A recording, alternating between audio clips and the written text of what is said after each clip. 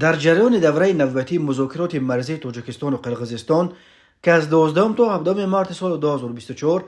در شهر بوستون دایر شد، طرفها باز نزدیک 11 کیلومتر قطعه باسی در مرز این دو کشور را معاین کردند. به این ترتیب از 987 از 6 کیلومتر مرز تاجیکستان و قرقیزستان علاقه 901 کیلومترش معاین کرده شده. همگی 86 کیلومتر دیگر این مرز معاین نشده باقی میماند. در اطلاع رسمی طرفها چنین گفته می شود در اساس موافقه به دست آمده از 12 تا 17 مارس سال 2024 در شهر بوستون ولایت سوغد جمهوری تاجیکستان واخوری نوبتی گروه‌های کوری توپوگرافی و گروه‌های کوری اوید به مسائل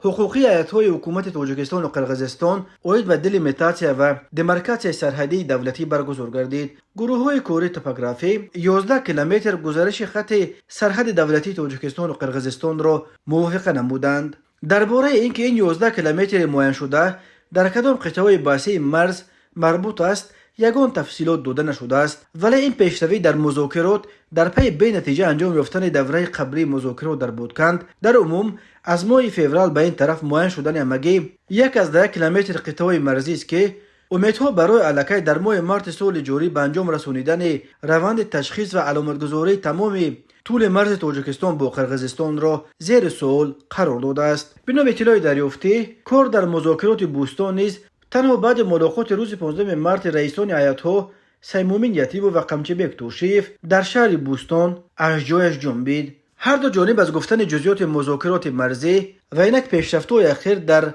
امر تعیین و علامتگذاری این مشکل‌ترین مرز در آسیای مرکزی در اساس چه گذشته‌ای از طرف جانب‌ها به دست آمده است خودداری می‌کنند. مذاکرات مرزی بین تاجیکستان و قرقیزستان بعد چندین سال رکود تازه از ماه اکتبر سال 2023 یک بار صورت گرفت و در 5 ماه اخیر دو جانب توانستند بیش از 200 کیلومتر قطعه باسی مرز را مشخص کنند. رئیس جمهور قرقیزستان صادر جباروف ماه دکبر سال 2023 اظهار داشت که بشکک و دوشنبه علاقه در بهار سال 2024 مذاکرات مرزی را به پایان خواند رساند. جانب تاجیکستان این خوشبینی جانب دیگر را مستقیما تصدیق یا رد نکرده است، ولی روز 10 ژانویه سال 2024 وزیر کارهای خارجه ترکیه حاکم فیدان در دوشنبه در پی ملاقاتش با پرزیدنت تاجیکستان و با تکیه به سخنان امامعلی رحمان خبر داد که سازشنامه نهایی مرز تاجیکستان و قرقیزستان علاقه ماه مارس سال 2024 به امضا میرسد.